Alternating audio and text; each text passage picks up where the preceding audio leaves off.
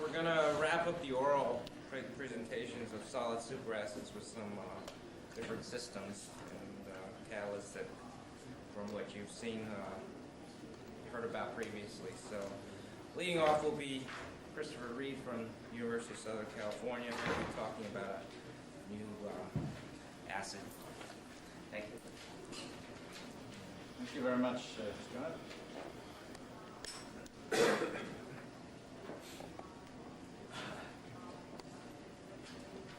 The goal of this work is to try and isolate new strong acids with carborane anions of this type.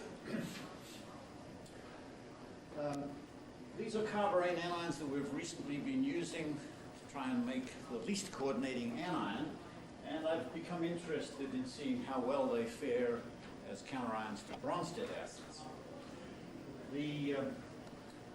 The dream acid might be a conjugate acid whereby we have no solvating, no solvents solvating the proton, and one dreams about the possibility of getting a new discrete solid superacid acid that would be a nicely handled reagent, perhaps one without an oxidizing anion.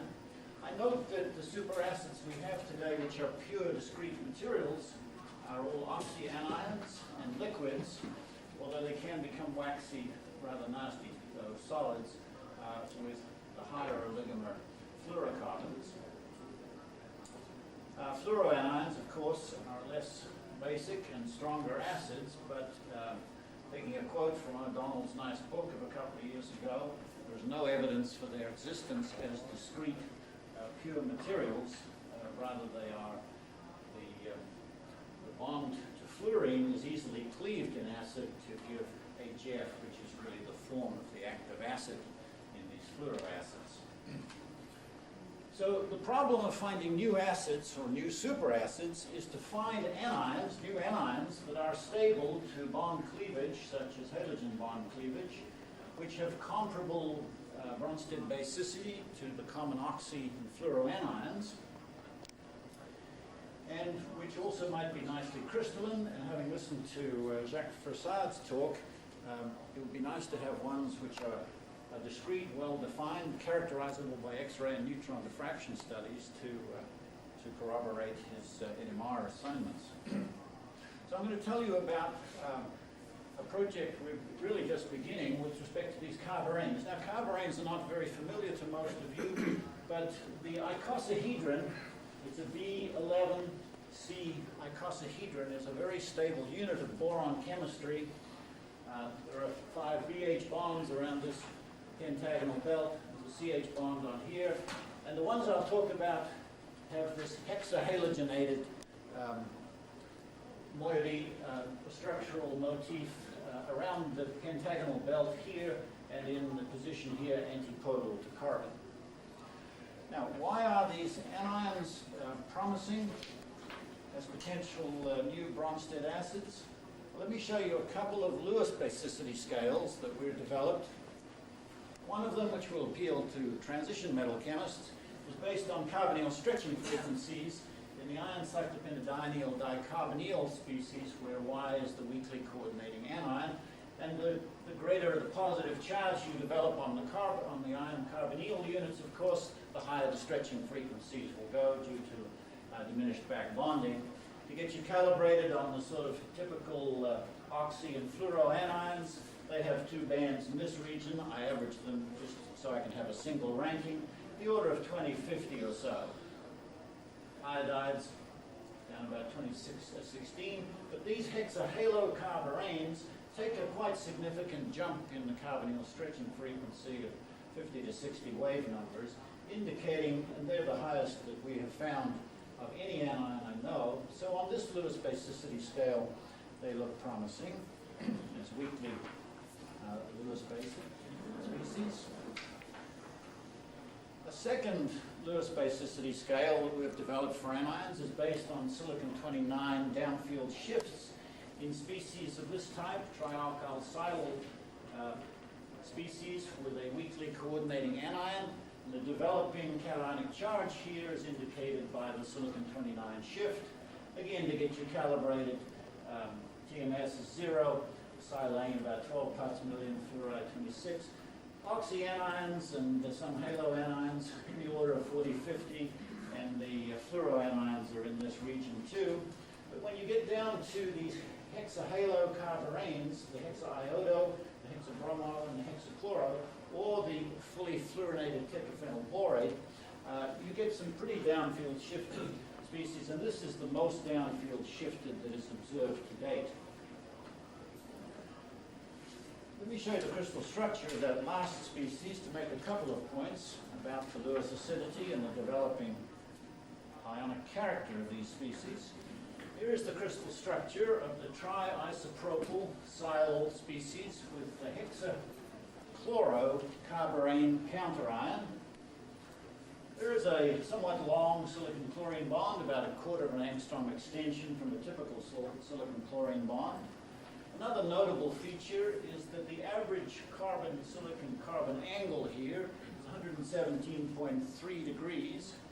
Obviously, we would expect, if we completely ionize this bond, to get all the way to 120, the silicon analog of a carbenium ion. So this, at the moment, is the most developed silylium ion character, and we like to write this species with significant partial charges here to indicate that developing ionic character. Now, to give you an idea of the strong Lewis acidity of this silicon, these species are powerful electrophiles. They'll abstract chloride from halogenated alkanes, which is no big surprise, but even from halogenated arene solvents, they'll abstract chloride. Some of you may know, and Joe Lambert from Northwestern determined the structure. They interact with toluene. Toluene is a good enough nucleophile to displace the counterion and produce a silylated arene. And in none of this work have we found any evidence for abstraction of a halide from the boron cage. So I want to make the point that these carborane cages have exceptional stability. It's associated with this unique part of boron chemistry where you have a delocalized sigma bonding, the strongest bonds of chemistry, in these cages, and so they're very resistant to breaking open the cage. Now, can we convert this strong Lewis acidity into Bronsted acidity? Well, we did this quite by accident, as you can see. We had our solvents a little bit wet, and I'll be quite honest. But if you just have a trace of water and treat one of these species in, say, dichlorobenzene, I believe was the solvent here, or fluorobenzene, we actually can displace the counterion with the better nucleophile and get a coordinated water molecule. And this is a nice crystalline isolable solid. I'll show you the structure shortly. If you're an inorganic chemist, you might consider this to be a water-coordinated silicon cation. If you're an organic chemist, you might want to look at it as a protonated silanol. Or if you're an acid chemist, a silylated hydroxonium ion. Clearly, those characters are mixed in this species. And I want to make the point that really the theme of my talk is counterions here, anions. Every acid needs an anion, and frequently anions of acids are too coordinating to prevent one from seeing species like this. For example, in the previous literature, trying to protonate silanols with superacids such as sulfuric acid, you end up with coordinated anions and can't see these kinds of species. Now, one of the features of this carborane counterion is it tends to give nicely crystalline materials frequently. And here is the crystal structure of the protonated silanol with 3 T-butyl groups. Here's some of the characterizing data. The OH stretching frequency's gone up from the silanol, as you would expect in the protonated silanol. The proton NMR shift is well downfield, typical of a strong acid. These data were probably taken in chlorobenzene solvent or fluorobenzene solvent. And here is the crystal structure. It's a well-ordered crystal structure, and we can see the protons there. There is obviously some ion pair association here, or if you like, a very weak hydrogen bonding interaction of the protonated tritubutylsilanol with the bromine atoms of the carborane. There's some of the geometrical data there. Another Lewis acid that we have been working with recently, which appeals to transition metal chemists, is an iron 3 porphyrin with a very, very weakly coordinating counterion. And we can, in fact, isolate iron 3 tetraphenyl porphyrin cations that have toluene molecules interacting very weakly with them. Here's the crystal structure of the species with the hexabromocarborane as the counterion. And here again, we can convert the Lewis acidity of this to Bronsted acidity by judicious treatment with a little water. And we can protonate, we get as the product the protonated mu oxo species, whose structure is indicated here. And this is a rather interesting protonated species because the iron-oxo-iron bond, because of the sterics of this porphyrin complex, is in fact constrained to be nearly linear. In the unprotonated material, we have a FeO-Fe bond of 175 degrees. It is unchanged upon protonation. In other words, it's really protonating right on that p orbit, that p-pi orbit. So I suspect this is a strong acid, although I have not yet measured acidities here. Don't take this species as an indication of some superacidity. This material has paramagnetism, and so the proton is very sensitive to the influence of a little spin.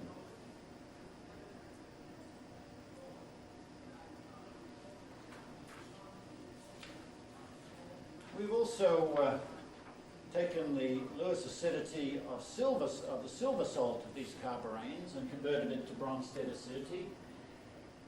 For example, if you take the silver salt of, let's say, the hexabromocarborane, treat it with an equivalent of aqueous HCl, filter off the HCl, you get an essentially quantitative yield or isolated crystalline yield of 85% of a hydronium salt, which is quite discrete.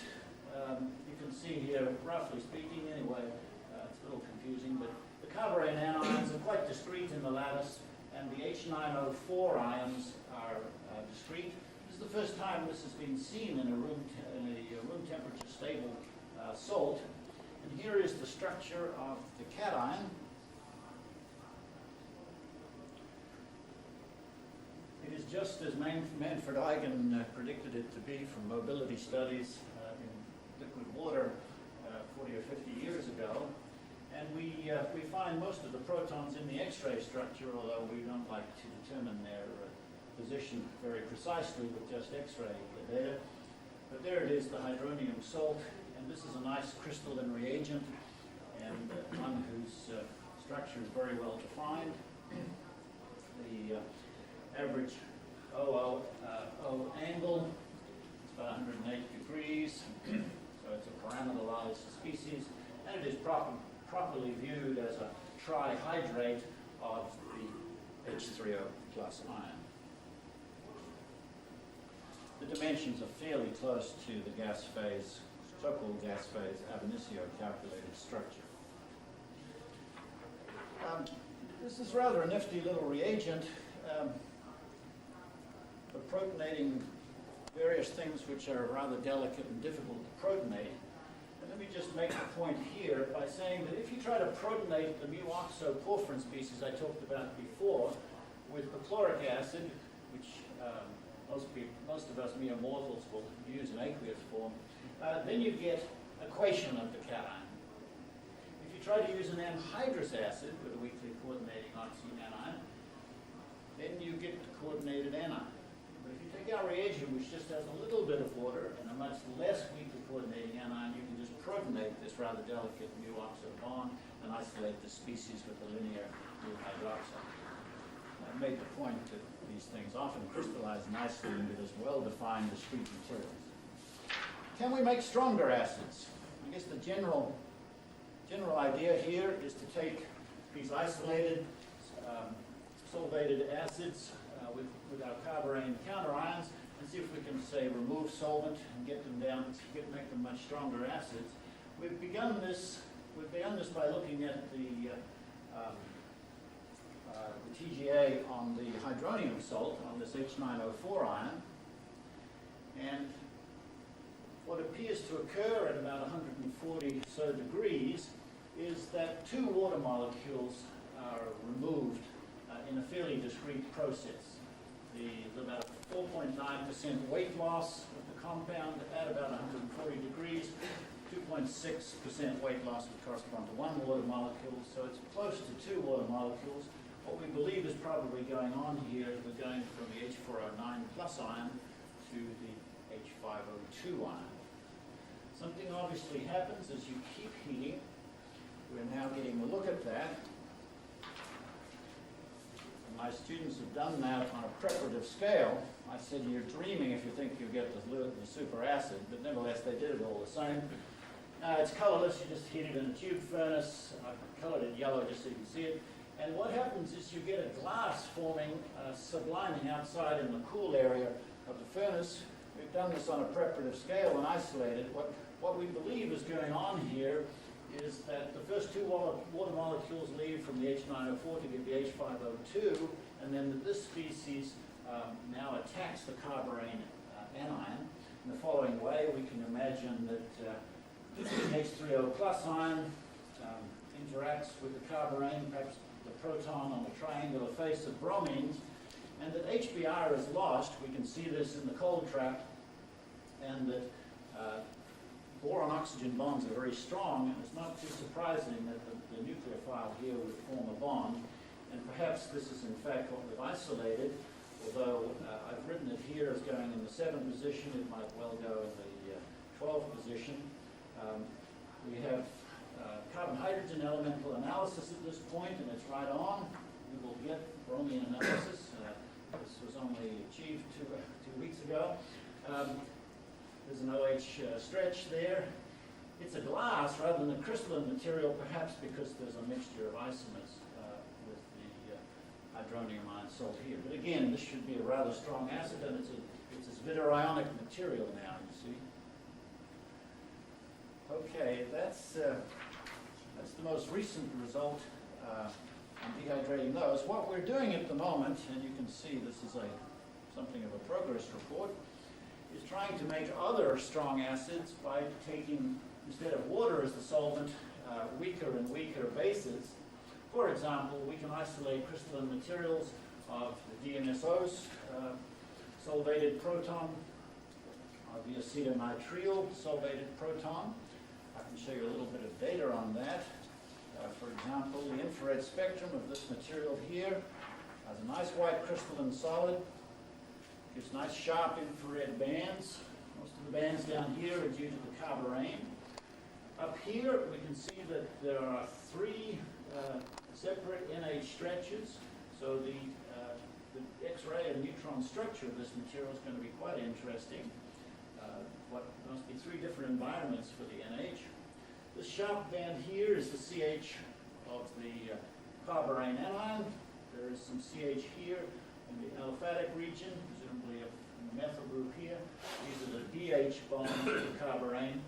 The CN stretch appears here weakly at about the same species, about the same frequency as free acetonitrile. May have gone up very slightly. And looks like there's 3 strong bends down here corresponding to the 3 stretches up here.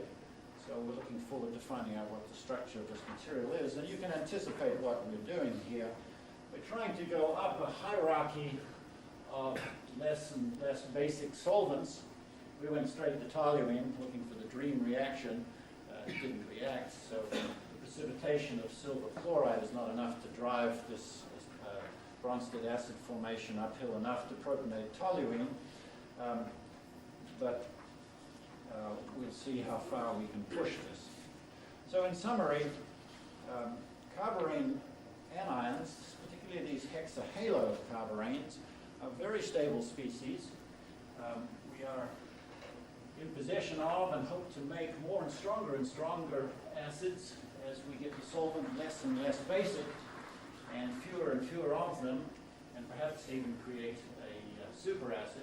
I particularly want to point out that we can protonate molecules where the anion nucleophilicity has previously prevented it. Because these anions are so weakly nuclear filling. They crystallize nicely, and maybe we'll get a superacid. We close by acknowledging that this work was done by a very fine postdoctoral, Sui Chia, who is now at the Chinese University of Hong Kong on the faculty there. It's being continued by a graduate student, Rajan Tura, at USC. My always helpful X-ray crystallographic colleague, Bob Bao, helped us with a number of the crystal structures. C13 solid state MRI on Tennessee at Penn State, supported by NSF. I truly thank Scott Hahn for the opportunity to talk.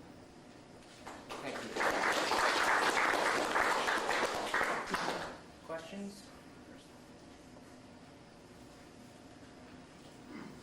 Hey, how did you determine the positions of the hydrogens? Oh, they're You're just They're just X-ray positions, so they're good probably within a tenth of an angstrom. I haven't quoted any data, but we actually see them. But obviously, to get them well defined, one would need to do neutron. The system is not moving? As far as we know, there's no fluctuality in the solid state. But that's always a possibility that the anion can rotate on its fivefold, yes. We haven't seen that. Every structure we've produced, and we've probably crystallized about 20 compounds now, is well ordered. So if there is any disorder, it would have to be ratcheting to the same structure. Yes, ma'am. Reflekterer die O4H9 placide the symmetrical or asymmetrical hydrogen bonds. You drew asymmetrical ones. Yes, we did. The data are consistent with that, but obviously we're not going to put our neck out too far on the basis of X-ray data, but they are consistent with that. Okay, in the back. The developing charge chemical shift chart you showed for Silicon? 29. Yeah. How much does the angle, bond angle of silicon change as you go down that list of structures? Or is that got anything at all to do with the chemical shifts? It's complicated how the chemical shift scales with geometry. I'm actually going to give a talk in the main group session Oh, good. on, Wednesday. no, it's not Wednesday, it must be Thursday, I think. And I'll address that question in some detail. I've got quite a bit more data.